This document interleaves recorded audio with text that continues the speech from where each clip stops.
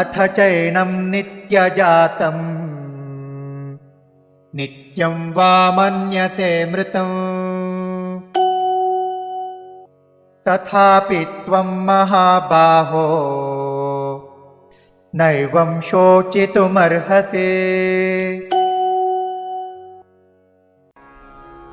अथ च एनं नित्यजातं नित्यं वा मन्यसे मृतं तथा अपि त्वं महाबाहो न एनं शोचितुम् अर्हसि।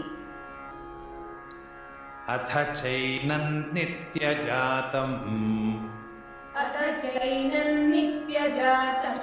नित्यं वा मन्यसे मृतम्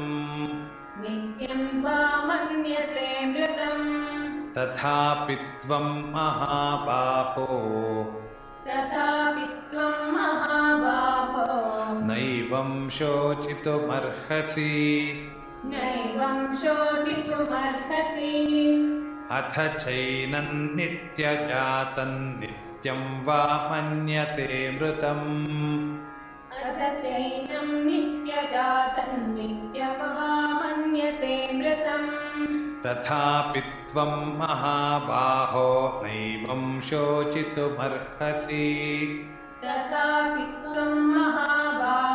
नैवं शोचितुमर्हसि। अथ चैनं नित्यजातं नित्यं वा मन्यसे मृतम् तथापि त्वं महाबाहो नैवं शोचितुमर्हसि।